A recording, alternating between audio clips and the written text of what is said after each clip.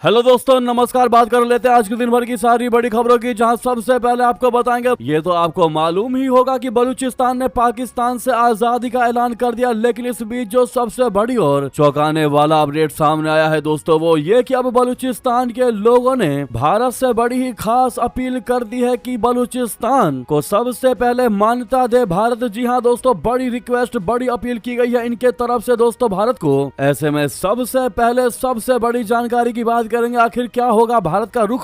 क्या बलूचिस्तानियों के इस मांग को मानेगा भारत? क्या सबसे पहले बलूचिस्तान को देगा मान्यता? आपको सबसे पहले बताएंगे आखिरकार इन बलूचिस्तानी लोगों ने भारत से अपील करते वक्त क्या क्या कहा दोस्तों। जानना काफी ज्यादा इंटरेस्टिंग रहने वाला है। तो उधर जापान ने भी पाकिस्तान को कह दिया आतंकवादी देश, जिसके बाद बौखला गया, तिलमिलाया पाकिस्तान। जापानी राजदूत को तलब कर जताया विरोध। बताएंगे क्या है जानकारी। तो वहीं कंगाल पाकिस्तान को ईयू ने दिया अल्टीमेटम, क्या बंद हो जाएगी मुफ्त की कमाई? यूरोप तक पहुंची बलूचिस्तान की चीख।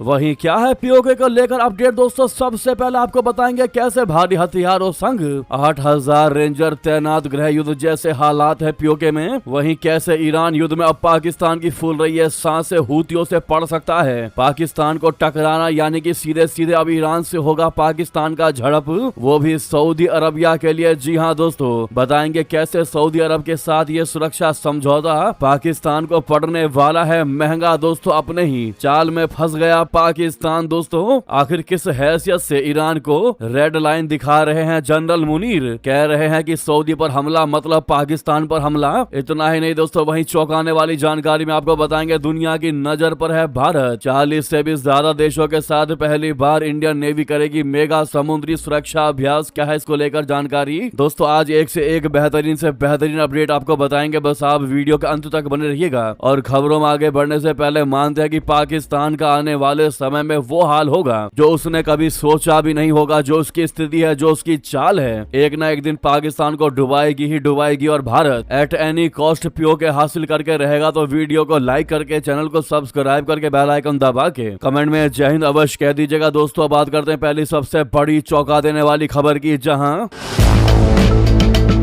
पाकिस्तान में एक तरफ पीओके में जनता सड़कों पर आंदोलन कर रही है, तो वहीं बलूचिस्तान में भी विद्रोह की आग भड़क रही है। 15 जुलाई को बलूचिस्तान के स्वघोषित प्रतिनिधि मीर यार बलोच ने अपने सोशल मीडिया पर ऐलान किया कि पाकिस्तान का सबसे बड़ा प्रांत बलूचिस्तान अलग हो गया है और उसने अपनी आजादी की घोषणा कर दी है। मीर यार बलोच ने अपने एक्स हैंडल पर बताया कि रिपब्लिक ऑफ बलूचिस्तान के डिफेंस और सिक्योरिटी फोर्सेज ने बलूचिस्तान के 85% भूभाग को सुरक्षित कर लिया है। उन्होंने आगे कहा है कि बलूचिस्तान ने अपना राष्ट्रगान माँ चुकेन बलूचानी अपना लिया है, साथ ही अपना राष्ट्रीय ध्वज भी जारी कर दिया है। बलूचिस्तान ने अपनी करेंसी बलूची फलूस बताया है, यानी अपनी करेंसी का नाम बलूची फलूस कहा है। इस पोस्ट में बलूचिस्तान के लिए अंतर्राष्ट्रीय मान्यता की भी मांग कर दी गई है दोस्तों, जहां सबसे पहले उसने ये मांग भारत से की है। एक मीडिया रिपोर्ट में कहा गया है कि इसमें भारतीय नागरिकों, खास तौर से मीडिया, यूट्यूबर्स और इंटेलेक्चुअल्स से आग्रह किया है कि वे बलूचों को पाकिस्तान के लोग कहने से बचें। बलूचिस्तान और पाकिस्तान के बीच चल रहे लंबे संघर्ष के बीच ये बहुत बड़ा और नया कदम सुनने को मिला है दोस्तों। पहली बार ऐसा हो रहा है, ऐसी चीजें देखने को मिल रही हैं दोस्तों। आप मीर यार बलोच का ये ट्वीट देख पा रहे होंगे और साथ में ये लेटर भी देख पा रहे होंगे, दी रिपब्लिक ऑफ बलूचिस्तान वाला। आपको बता दे, बलूचिस्तान दक्षिण पश्चिमी प्रांत में स्थित है। ये देश के कुल भूभाग का तकरीबन 44% हिस्सा कवर करता है, लेकिन यहाँ देश की केवल 6% आबादी ही रहती है। बलूचिस्तान का नाम बलूच जनजाति से लिया गया है, जो सदियों से यहाँ रहती आ रही है। बलूच यहाँ का सबसे बड़ा जातीय समूह है, जिसके बाद पश्तूनों का स्थान आता है दोस्तों। साल 1948 में बलूचिस्तान को पाकिस्तान में मिला दिए जाने के बाद से यह इलाका विद्रोह की चपेट में है। कई बलूचियों का तर्क है कि उनके इलाके को लगातार आने वाली सरकारों की ओर से हाशिए पर रखा गया है, जिसके चलते आर्थिक अभाव, राजनीतिक बहिष्कार और सैन्य दमन को लेकर यहाँ लंबे समय से अशांति है।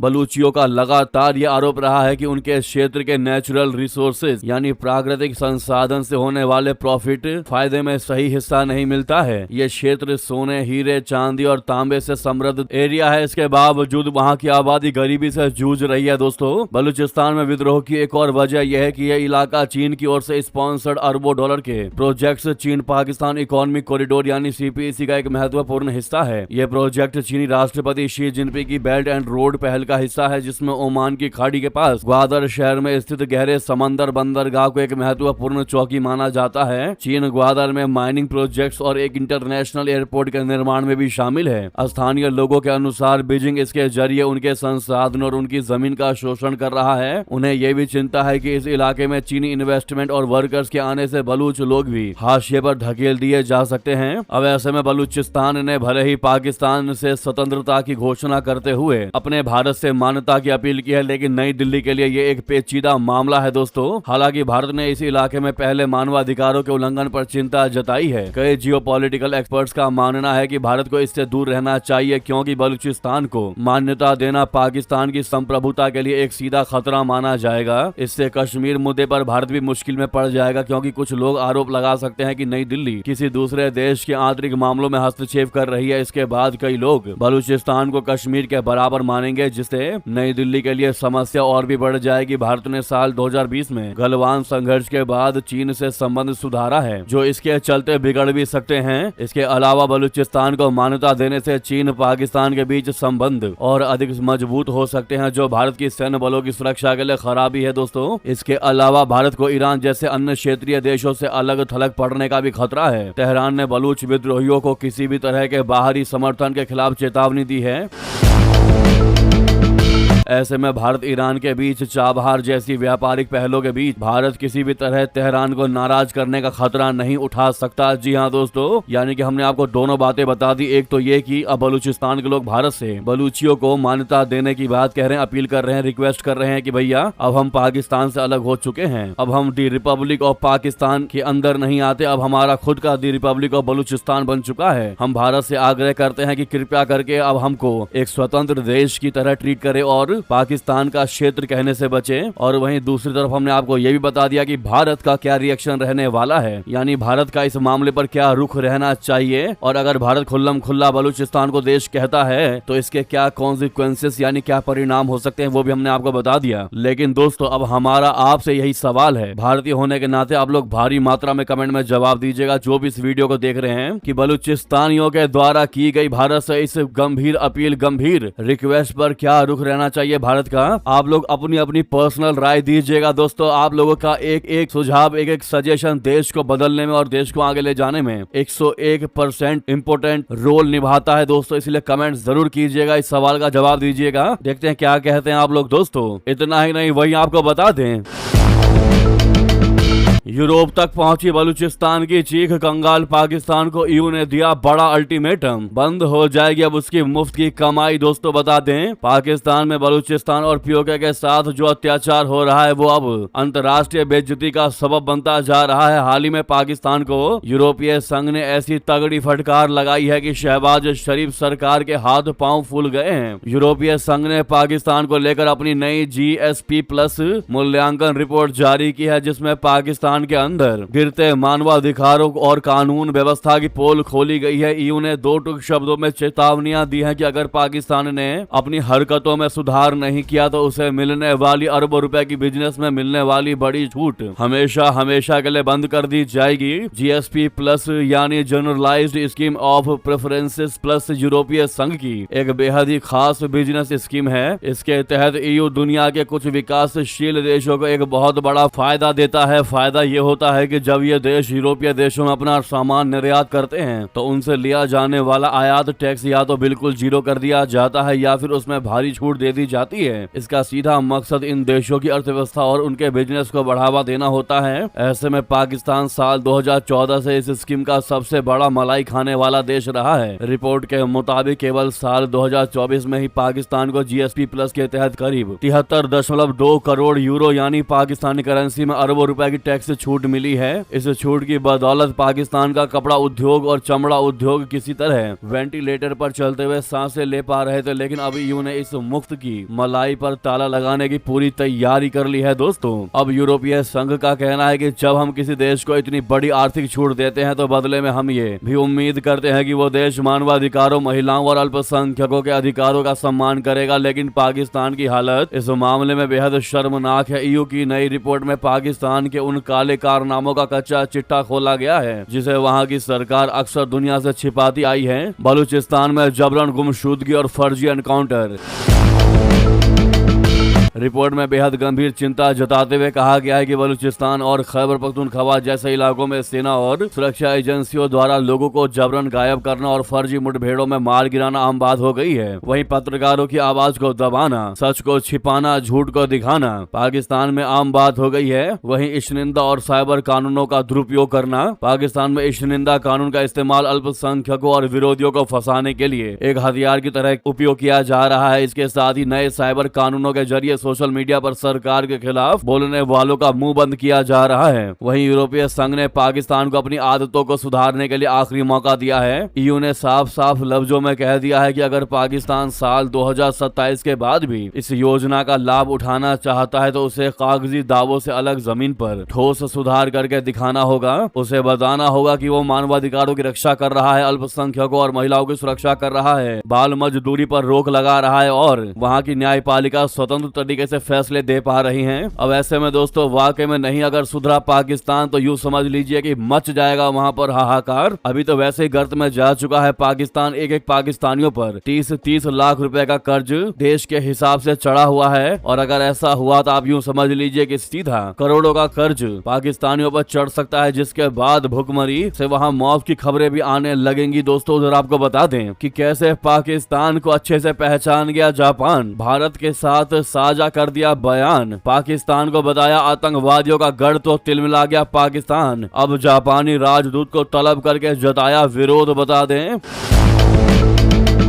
पाकिस्तान ने भारत जापान संयुक्त बयान में आतंकवाद को लेकर अपने देश का जिक्र होने पर जापानी राजदूत को तलब कर विरोध जताया है। पाकिस्तान के विदेश कार्यालय के प्रवक्ता ताहिर अंद्राबी ने कहा कि जापानी राजदूत को विदेश मंत्रालय में तलब किया गया था। उन्होंने आगे कहा कि इस दौरान पाकिस्तान ने इस आरोप में अपने देश का नाम शामिल किए जाने पर जापान के राजदूत के सामने ऑफिशियल तौर पर यानी औपचारिक रूप से अपना विरोध दर्ज कराया है। दोस्तों ताहिर अंद्राबी ने कहा कि पाकिस्तान के प्रति जापान की नीति में कोई बदलाव नहीं आया है। उन्होंने आरोप लगाया कि भारत लगातार दूसरे देशों के साथ जारी संयुक्त बयानों में एक तरफा बातें शामिल करने का प्रयास करता रहा है। उन्होंने कहा कि पाकिस्तान ने राजनयिक विरोध के जरिए जापानी पक्ष को अपनी चिंताएं बताई हैं। पाकिस्तान ने लिखित बयान में बताया कि पाकिस्तान के साथ जापान के कई क्षेत्रों में दीर्घकालिक और सौहार्दपूर्ण संबंध जो अंतर्राष्ट्रीय शांति, स्थिरता और विकास के प्रति साझा प्रतिबद्धता से चिन्हित है। हम राजनयिक चैनलों के माध्यम से जापान को अपनी चिंताएं बताते रहे हैं। वही पाकिस्तान ने ये आरोप भी लगाया कि जब भी भारत के साथ कोई बातचीत होती है भारत अपने संयुक्त बयानों में इस तरह के संदर्भों को शामिल करने के लिए दबाव डालता है, न केवल जापान के साथ बल्कि अन्य देशों के साथ भी। हमने इस बार भी स्पष्ट किया है कि इस तरह की भाषा जमीनी हकीकत से मेल नहीं खाती।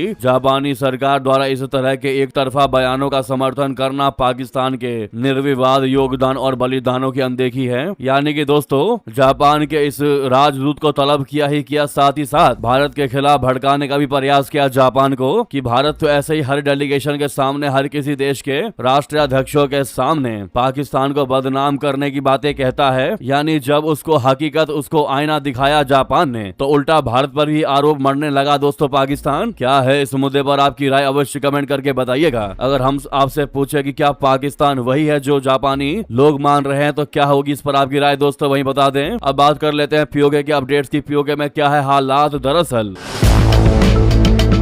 पाकिस्तान ने पीओके में जारी विरोध प्रदर्शनों के बीच 8000 रेंजर्स को तैनात किया है। इसके अलावा पीओके के कई इलाकों और भारत से सटी सीमा के नजदीक भारी हथियारों को तैनात किया गया है। ये दावा इंडिया टुडे की रिपोर्ट में किया गया है। पाकिस्तान ने ये तैनाती तब की है जब पीओके में हालात बेकाबू हैं। लोग पाकिस्तान के खिलाफ सड़कों पर हैं और अपने अधिकारों की मांग कर रहे हैं। पिछले एक महीने से जारी विरोध प्रदर्शनों में अब तक 1 दर्जन से ज्यादा लोगों की मौतें हो चुकी हैं, जबकि सैकड़ों लोग घायल है। दोस्तों इंडिया टुडे की रिपोर्ट के मुताबिक पाकिस्तान ने पूरे पीओके में अतिरिक्त सुरक्षा बलों को तैनात किया है। इसके अलावा लोगों के इकट्ठा होने और रैली करने पर कानूनी प्रतिबंध लागू कर दिए गए हैं। कुछ इलाकों में इंटरनेट सर्विस को बंद कर दिया गया है और मीडिया पर सख्त पाबंदी लगा दी गई है। पाकिस्तान ने विरोध प्रदर्शन कर रहे नेताओं के खिलाफ भी सख्त कार्रवाइयां की हैं और सैकड़ों लोगों को गिरफ्तार कर लिया है। प्रदर्शनों को संगठित करने में अहम भूमिका निभाने वाली ज्वाइंट अवामी एक्शन कमेटी पर प्रतिबंध लगा दिया गया है और उसके कई सदस्य हिरासत में हैं। यानी कि दोस्तों पीओके में बगावत कुचलने के लिए लिए पाकिस्तान तैयार हो चुका है। भारी हथियारों के साथ जहां 8000 रेंजर तैनात कर दिए गए हैं, सिविल वॉर जैसे हालात बन चुके हैं दोस्तों। हालांकि 21 जुलाई तक का अल्टीमेटम दिया गया है शहबाज और मुनीर को। अगर ये लोग इन बीच इस दौरान नहीं माने तो 22 जुलाई को सारे फिर मुजफ्फराबाद की ओर कूच करेंगे लॉन्ग मार्च के तहत। दोस्तों वहीं आपको बता दें नेक्स्ट बड़ी खबर, जहां अब सऊदी के लिए ईरान से लड़ना पड़ेगा दोस्तों पाकिस्तान को। जिसका डर था वही होने वाला है। यहां तक कि आसिम मुनीर ने ईरान को रेड लाइन भी दिखा दी। अपने बयान से कह दिया सऊदी पर हमला यानी हम पर हमला। जी हां, सऊदी अरब और हूती के बीच टेंशन से पाकिस्तान के हाथ पैर कांप रहे हैं दोस्तों, क्योंकि पाकिस्तान को लग रहा है कि अगर सऊदी अरब और हूती लड़ाकों में जंग बढ़ती है तो इस लड़ाई में कूदना उसकी मजबूरी हो जाएगी। अब पाकिस्तान ईरान को धमकी दे रहा है और कह रहा है कि सऊदी अरब पर हमला पाकिस्तान पर अटैक माना जाएगा और ये पाकिस्तान की रेड लाइनें होंगी। यानी इसके बाद पाकिस्तान भी सऊदी की तरफ से युद्ध करेगा। आपको बता दें कि ये वही पाकिस्तान है जो कुछ महीने पहले ईरान और पाकिस्तान की लड़ाई में समझौता कराने के लिए पंच बना हुआ था। पाकिस्तान ने पिछले साल सऊदी अरब के साथ आपसी रक्षा समझौता किया है। हजारों पाकिस्तानी सैनिकों के साथ साथ लड़ाकू विमानों का एक स्क्वाड्रन भी वहां तैनात किया गया है। सऊदी अरब के यमन से लगने वाले बॉर्डर पर पाकिस्तान के सैनिक तैनात हैं। अगर हूती विद्रोही सऊदी पर हमला करते हैं तो इसकी चपेट में पाकिस्तानी सैनिक भी आएंगे।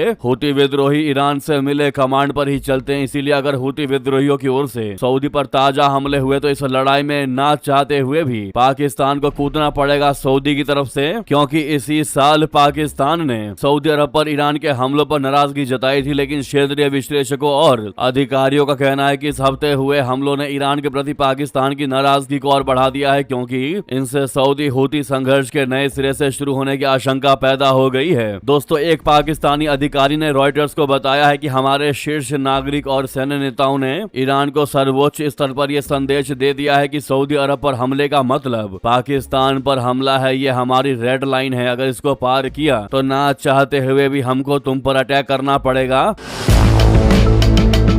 दोस्तों पाकिस्तानी सुरक्षा विश्लेषक मोहम्मद आमिर राणा का मानना है कि पाकिस्तान को बिल्कुल भी उम्मीद नहीं थी कि तनाव जो है वो इतने अचानक से इतनी जल्दी इतना ज्यादा बढ़ जाएगा और हमें ईरान से युद्ध लड़ना पड़ेगा। पाकिस्तान की निराशा की वजह ये बढ़ती चिंता है कि अगर हूती सऊदी पर अटैक करता है तो उसे इस जंग में आना ही पड़ेगा। दो पाकिस्तानी अधिकारियों ने बताया कि यमन के साथ सऊदी सीमा के पास पाकिस्तानी सैनिक तैनात भी हैं, जिससे उनके सीधे तौर पर इस संघर्ष की चपेट में आने का खतरा बढ़ गया है। यहाँ तक कि इस्लामाबाद में ये चिंता भी है कि हूती गुट की वजह से बढ़ने वाला तनाव लाल सागर में शिपिंग को बाधित कर सकता है। ईरान ने अपने प्रॉक्सी हूती को लाल सागर बंद करने को कह दिया है। अगर लाल सागर बंद होता है तो इससे सऊदी हितों को नुकसान पहुंच सकता है। दोस्तों ऐसी स्थिति में अगर सऊदी प्रतिक्रिया देता है तो हूती भी जवाब देगा, और अगर हूती जवाब देगा तो पाकिस्तान को मैदान में आना पड़ेगा। इसके बाद पाकिस्तान को अपने आपसी रक्षा समझौते के शर्तों के तहत सैन्य हस्तक्षेप करने के लिए एट एनी कॉस्ट मजबूर होना पड़ेगा। दोस्तों जी हाँ, यानी कि जिस रक्षा डील को करके अपने आप को बचाना चाह रहा था पाकिस्तान, उसको लग रहा था कि भैया ऑपरेशन सिंदूर के तहत लगातार ऐसे ही नए नए ऑपरेशन में भारत पाकिस्तान की लुबिया डुबाएगा, पाकिस्तान की हालत खराब करेगा, पाकिस्तान में मौजूद आतंकवादियों को मारेगा, चाहे उसके लिए वहाँ के अधिकारियों को ही क्यों ना मानना पड़े। इसी डर की वजह से दोस्तों पाकिस्तान ने सऊदी के साथ ये रक्षा समझौता किया था कि भैया अगर भारत हम पर अटैक करेगा तो सऊदी हमारा साथ देगा। लेकिन उससे पहले ही पाकिस्तान को भारी पड़ गया ये समझौता, और आज इस समझौते की वजह से हूतियों से डायरेक्ट लड़ना पड़ेगा पाकिस्तान को, और हूती का मतलब है सीधे सीधे ईरान से। अब होगी पाकिस्तान की लड़ाई। क्या है इस मुद्दे पर आपकी राय दोस्तों? कैसे अपनी ही जाल में फंस गया मुनीर, आप अच्छे से समझ गए होंगे। क्या है इस पर राय जरूर कमेंट कीजिएगा। रिक्वेस्ट है दोस्तों, अभी तक सामने इस लाइक के बटन को नहीं प्रेस किया है तो 1 सेकंड भी नहीं लगना, लाइक के बटन को जरूर दबा दीजिएगा, जिससे कि पाकिस्तानियों को पता चल सके कि उसके हुक्मरान कहां पर गलती कर रहे हैं वही बता दें। अभी की सबसे बड़ी और चौंकाने वाली खबर,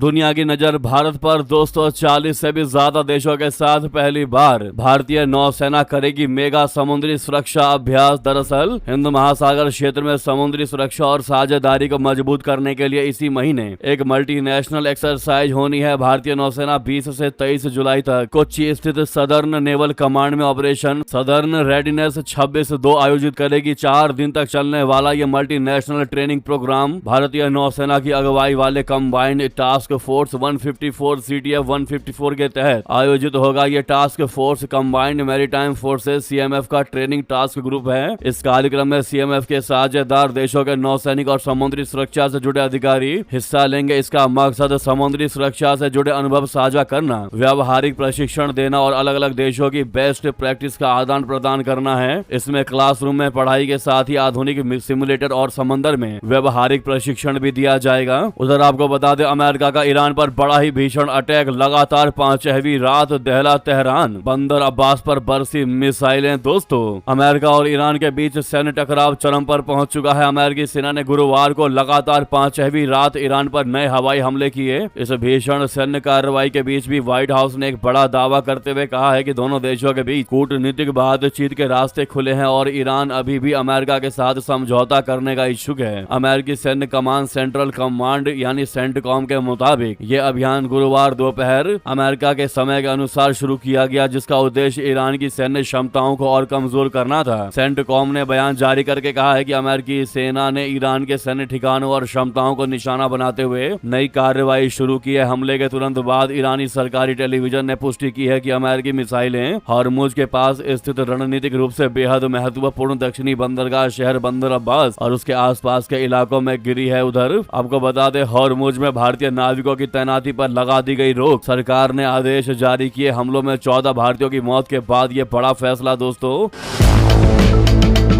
खाड़ी क्षेत्र में बढ़ते सुरक्षा जोखिम को देखते हुए भारत ने अगले आदेश तक हॉर्मुज स्ट्रेट से गुजरने वाले जहाजों पर भारतीय नाविकों यानी सी फेयरर्स की नई तैनाती पर रोक लगा दी है। ये आदेश जहाज मालिकों, जहाज प्रबंधन कंपनियों और नाविकों की भर्ती करने वाली recruitment and placement service license RPSL कंपनियों पर लागू होगा। सरकार ने सभी समुद्री कंपनियों को अरब की खाड़ी, हॉर्मुज स्ट्रेट और आसपास के समुद्री इलाकों में अतिरिक्त सतर्कता बरतने का निर्देश दिया है। साथ ही ये कहा है कि वे नौवहन संबंधी सभी चेतावनियों और सुरक्षा सलाह पर लगातार नजर रखें और international ship and port facility security ISPS code का पूरी तरीके से पालन करें। ये फैसला ऐसे समय में आया है जब हाल ही में आपको याद होगा हॉर्मुज स्ट्रेट और उसके आसपास ईरानी हमलों में 2 भारतीय नाविकों की मौत हो गई और 28 फरवरी से लेकर अब तक इस क्षेत्र में हुए हमलों में कम से कम 14 भारतीय नाविकों की जानें जा चुकी हैं। दोस्तों, जिसके बाद अब ये बड़ा फैसला लिया गया है। इस फैसले को आप सही या गलत जो भी मानते हैं कमेंट करके बताइएगा, वहीं बता दें।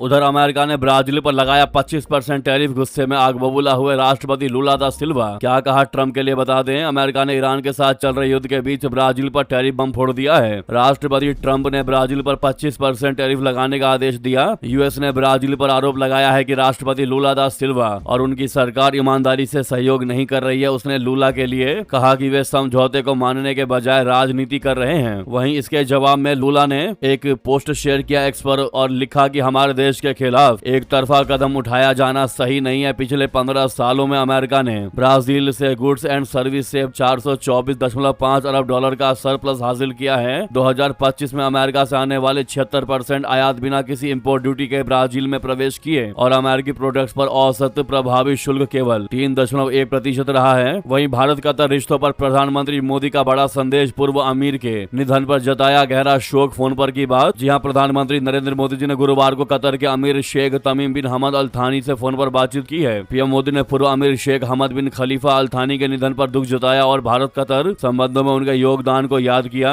वहीं आपको बता दें, सोनम वांगचुक की भूख हड़ताल पर केंद्र सरकार पर बरसे कपिल सिब्बल। कहा, इस्तीफा कभी नहीं देंगे शिक्षा मंत्री धर्मेंद्र प्रधान। जी हां, राजधानी दिल्ली के जंतर मंतर पर कॉकरोच जनता पार्टी का विरोध प्रदर्शन थमने का नाम नहीं ले रहा। जहां दिल्ली के जंतर मंतर पर सोनम वांगचुक 28 जून से अपनी मांगों के साथ भूख हड़ताल पर है। वहीं CJP समर्थक हर दिन पूरी शक्ति के साथ शिक्षा मंत्री धर्मेंद्र प्रधान और शिक्षा प्रणाली में कथित गड़बड़ियों को लेकर अपना विरोध दर्ज करा रहे हैं। इसी बीच समाजवादी पार्टी से राज्यसभा सांसद कपिल सिब्बल ने वांगचुक की हड़ताल को लेकर जोरदार हमला बोला। प्रेस कॉन्फ्रेंस करते हुए उन्होंने कहा कि आज सोनम वांगचुक जी का अनशन का 18वां दिन है और केंद्र सरकार ने इस दौरान कोई पहल नहीं की है। उन्होंने सवाल करते हुए कहा कि अनशन आदमी करता क्यों है? महात्मा गांधी जी ने अनशन क्यों किया था? जब जब भी ऐसा लगता था कि सरकार बेइंसाफी के रास्ते पर चल रही है तो निश्चित रूप से विरोध होगा। साथ में उन्होंने अन्ना आंदोलन का भी जिक्र किया। इतना ही नहीं, अब AIMIM चीफ असदुद्दीन ओवैसी ने भी सरकार से बड़ी मांग कर दी। ओवैसी ने मांग की है कि सरकार सोनम वांगचुक की मांग पर गौर करे। वहीं दिल्ली हाईकोर्ट ने अधिकारियों को निर्देश दिया है कि वे कार्यकर्ता सोनम वांगचुक के स्वास्थ्य पर हर दिन नजर रखे और जरूरत पड़ने पर उनको मेडिकल मदद दे। दोस्तों, इस मुद्दे पर आपकी क्या राय है, अवश्य कमेंट करके बताएगा। आपकी राय बहुत जरूरी है दोस्तों, बताना मत भूलिएगा। सोनम वांगचुक को लेकर आप क्या अपना पॉइंट ऑफ व्यू रखते हैं दोस्तों, जरूर कमेंट कीजिएगा। और जहां पर भी आपका ग्रुप हो व्हाट्सएप, फेसबुक, एक्स पर वीडियो को शेयर करना बिल्कुल मत भूलिएगा। लगे हाथ तो वीडियो को लाइक करके इस चैनल को सब्सक्राइब करके बेल आइकन दबा के कमेंट में जय हिंद कहना बिल्कुल मत भूलिएगा। तो मिलते हैं आपसे अगली बड़ी खबर में। यहाँ तक बने रहने के लिए आप सभी का बहुत बहुत धन्यवाद, बहुत बहुत आभार। जय हिंद, जय भारत।